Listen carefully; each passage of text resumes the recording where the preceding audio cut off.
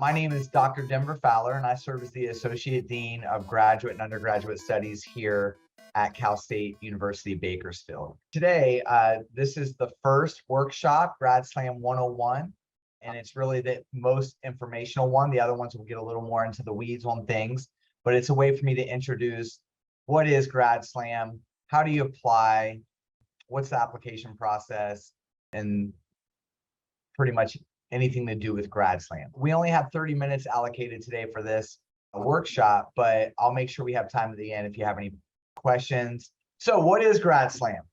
Well, Grad Slam, and you'll also hear it referred to as the 3-minute thesis, depending on what settings you're in. It showcases graduate student, meaning master's level or doctoral students, research through short TED Talk style presentations. So I'm sure all of you have seen a TED Talk, very similar, but it does differ. Think about like an elevator speech about your research. So you're in an elevator with someone, the elevator ride is going to be 3 minutes long, and you have to share all of your research within that 3 minutes using one PowerPoint slide, okay? And you're going to be using language that your peers and non-specialists, and I'm talking about the judges here, understand, ensuring that you're not using language specific to your discipline, but something that everyone can understand. I love that Albert Einstein quote that says, "You do not understand things well enough unless you can explain them simply to others," right? Note that you're not allowed to have any props. You're not allowed to have a costume, any laboratory equipment. None of that is permitted. The presentations are spoken word. There's no poems or rap songs or anything like that that you're allowed to utilize during your presentation. The benefits of participating is students will learn how to articulate their research concisely and effectively, hone their communication and presentation skills, and explain their research and its potential impact to an audience that's typically outside of your disciplinary field. You may get a few judges by chance that may be in your discipline, but typically they're going to be from outside of your field. I have a short presentation that I want to share, and it is titled, "What is Grad Slam?"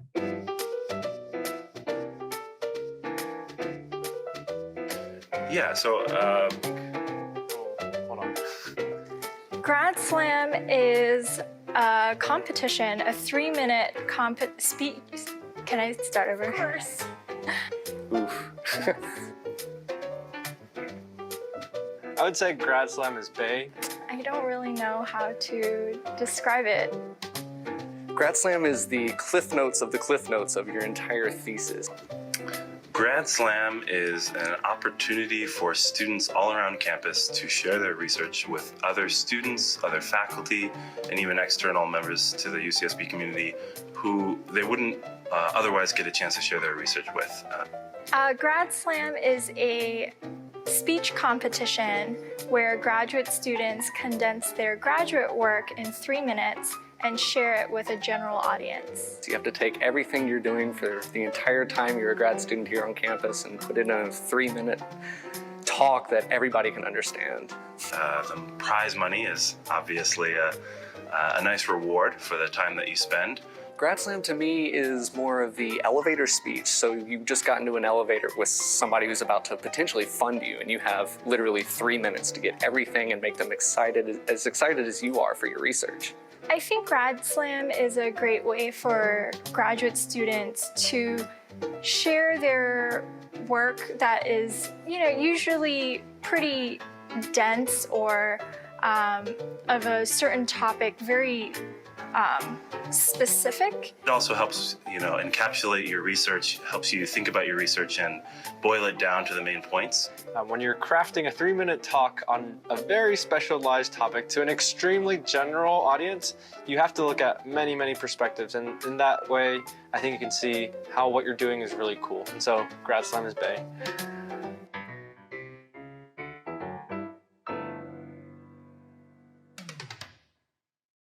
So you will be judged, right? And we have a team of guest judges lined up that will score each of your presentations along 2 different main categories. And those within the 2 main categories, you have 2 subcategories. So comprehension and content, and you'll get a 0 to 5 points for comprehension. You'll get a 0 to 5 points for content. And you can see there the rubric language that goes along with those different subcategories. And then 0 to 5 for engagement and 0 to 5 for communication. And so you'll have a total out of 20 points that the judges will give you based on these different categories, the subcategories, and then the rubric language that you see there. Our guest judges this year, we have 5 wonderful judges, all of which are alum of CSUB. J.C. Fickle, who's currently a doctoral candidate at the University of Utah. Terry Church, who is the Chief Nursing Officer at Bakersfield Memorial Hospital. Dr. Aliyah Kaiser, who is the Provider Relations Manager, Special Programs at Kern Family Healthcare and founder and director of Ask Academy Family Education and Resource Center. We have Dion Danahy, who's currently a director in healthcare management. And then Mira Sun, who is formerly South Korea's ambassador to Poland and recently retired. And I believe she recently spoke on campus.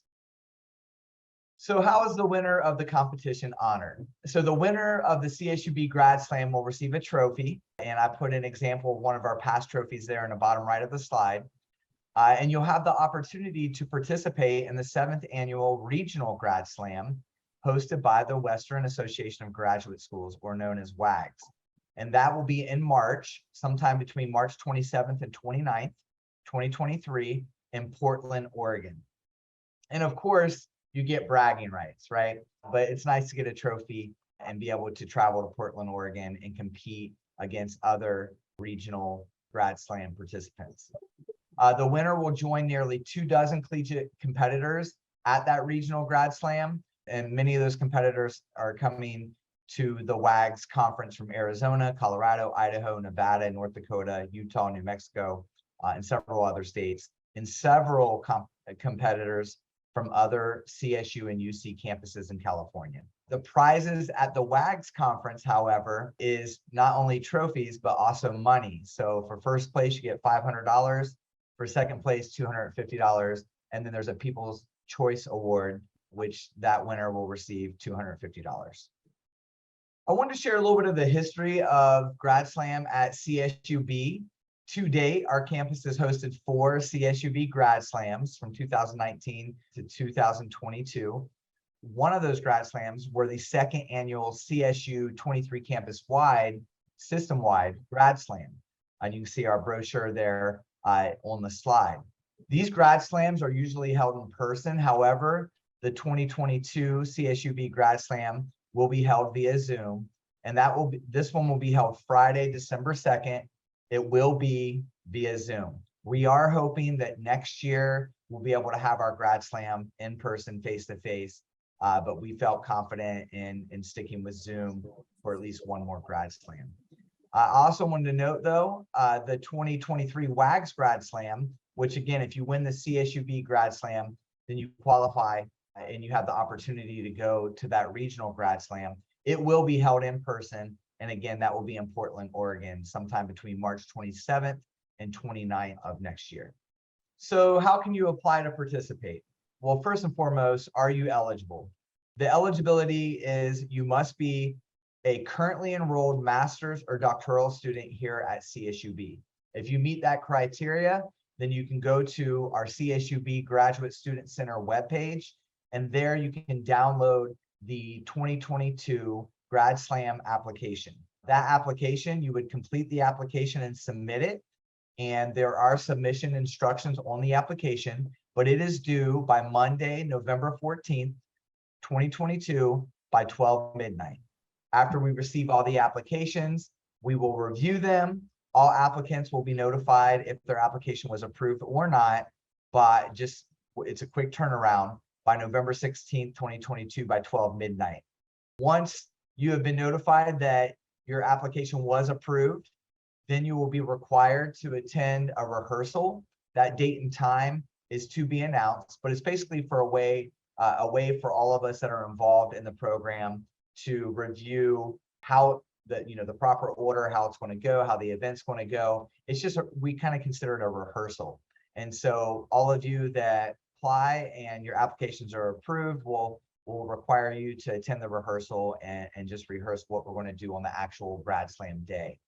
And then last but not least, you'll compete at the CSUB Grad Slam competition. And again, that'll be on Friday, December 2nd, 2022. And we actually updated the time, Martha. I believe it was 3 to 5 p.m. Is that correct?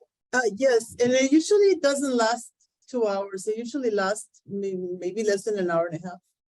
Yeah, so it's fairly quick. You know, the presentations are only 3 minutes long. So even if we have several competitors, it does not last a long time. But that's the range we have it set at right now. What can you do to prepare for Grad Slam? Well, I shared already what is Grad Slam video that I think is very helpful, and it's from actual students. But we do have several more workshops coming up. We have the Grad Slam 201, which will be led by Dr. Luis Vega, a professor of psychology here at CSUB, focused on effective presentations. I believe either last year's winner or the winner of the year before may be joining Dr. Vega for that presentation, just to share some tidbits and pointers for all of you that want to compete.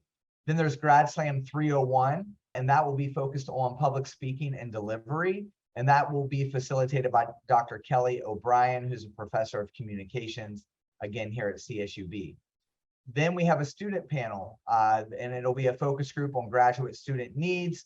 And that will be our last workshop. And our panelist chair will be Dr. Anna Jacobson, professor of biology here at CSUB.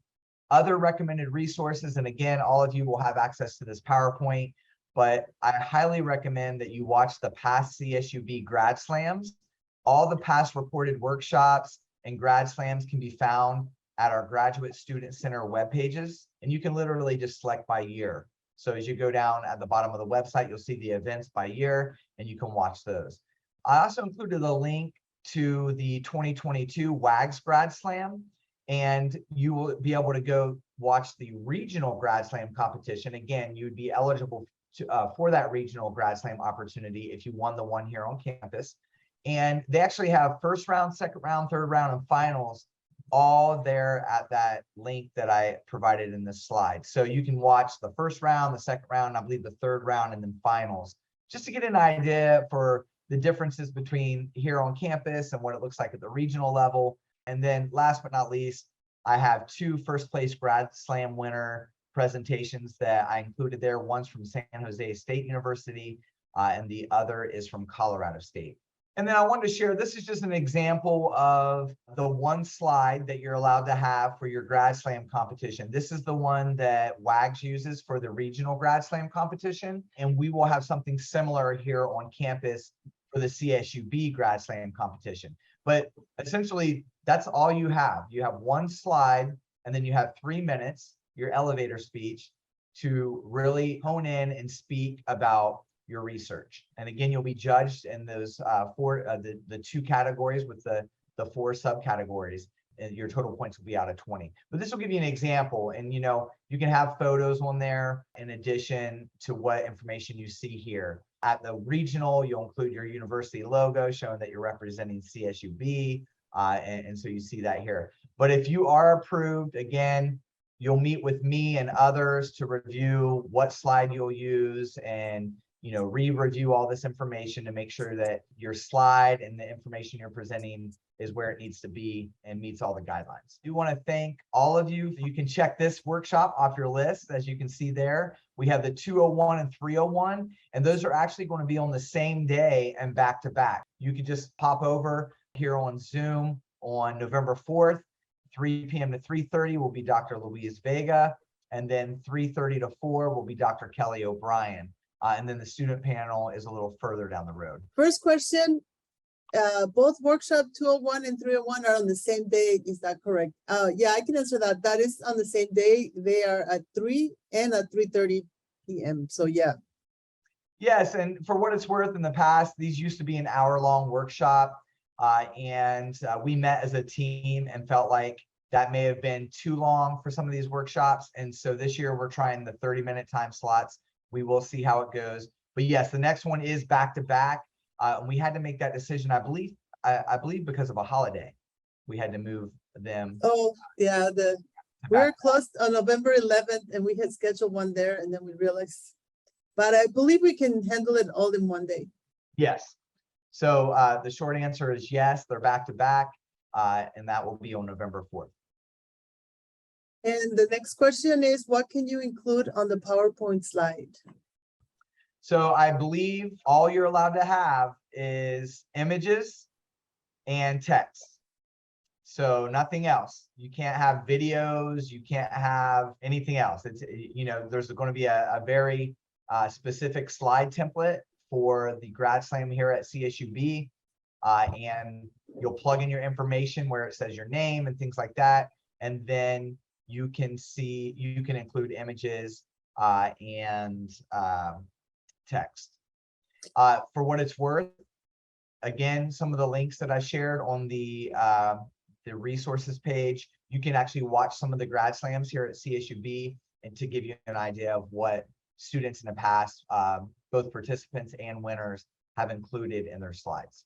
What I recalled is that we put your name on a separate slide. We introduced your slide with your name and your program and your mentor. And then we put your slide, and your slide may not necessarily have your name on it. It's just your slide. And here's another question, Dr. Fowler. How much research do people typically include? For example, if you're early into your thesis, how would one evaluate what to include? The research strongest proven or promise of the research? I'm not sure. So, you know, I think that's going to be up to the individual participant. I would highlight the things you think are important in framing whatever research you're going to present. Look at where you're at with your thesis, or you can do that with your thesis advisor. But deciding, you know, of the information you have at this point, what seems the most important. You only have 3 minutes, so I would really be thoughtful of what you include and what you do not. Because with 3 minutes, you know, in that YouTube video I shared where the student said, think about it, you know, again, like it's your elevator speech and you're trying to get funding for your research. So you want to include those key points, the things that are going to get folks interested about your research. So I would approach it like that, you know, with only 3 minutes, stick to the things that you think are important and that are going to grab folks' attention. Are the slides due with the application or will they be due at a later date? I'm trying to recall. I know that we have a rehearsal and people change their slides. So I think you need to submit your application. And I think your slide can come later.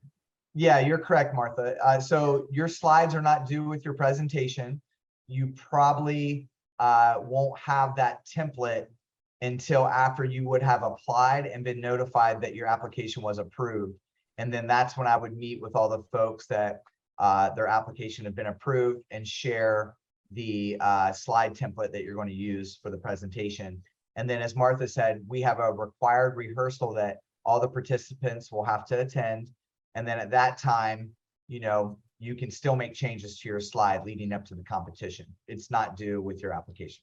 Good question. So can you only apply if you have your thesis topic approved, or if you have a really strong idea that you're really passionate about, can you still apply? You're saying that your thesis title topic has not yet been approved, but you may still want to compete using that topic? Yes. Okay. That's a good question. I would think that you could still compete with the thought in mind that this is the research you're going to do down the road, and this is what the tentative title is. I don't see an issue with that. I didn't see anything that in the rule book, so to speak, that said you could not. Martha, did you want to add a comment?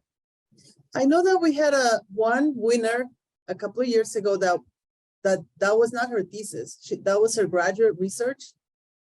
And she did that. And I know that you do need to have whatever approval is required at the time, like IRB or any, you know, if you need any of those permissions, that is required. But Okay. it does not have to be your thesis.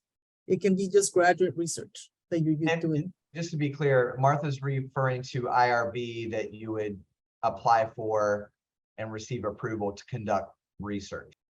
I strongly believe that you could compete using the title and the research that you intend to do with or without the approval of your thesis advisor. What are reasons that an application would get denied?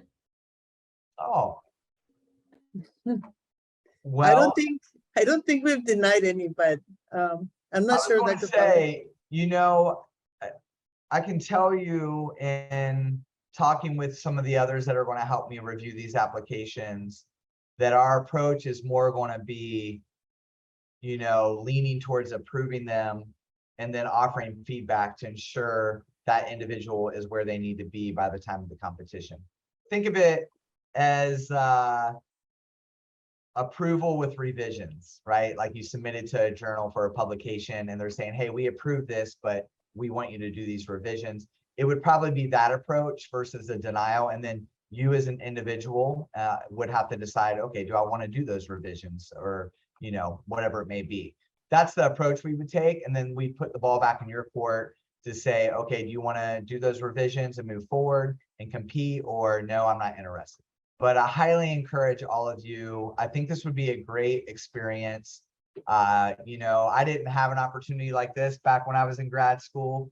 And this really will, you can put it on your CV. You may have the opportunity to go to Portland, Oregon and travel to a conference. And while you're there, you'll get to be part of the conference and attend, presentations and visit Portland, Oregon. I think that just even if you didn't win and had that opportunity competing on campus, you're going to meet other folks who are presenting their research and connect and have the opportunity to really hone in on your speaking skills and your presentation skills, which any of you on this call end up going into academia. That's part of academia, right? You're presenting your research all the time and you're presenting on campus and things like that. So this will give you great practice. I highly encourage all of you to apply, and I hope that you will be part of the competition this year. And again, please plan to attend the upcoming workshops. They're going to be helpful for you if you plan to apply. And again, I hope to see you at the competition this year. Thanks, Thank you. everyone.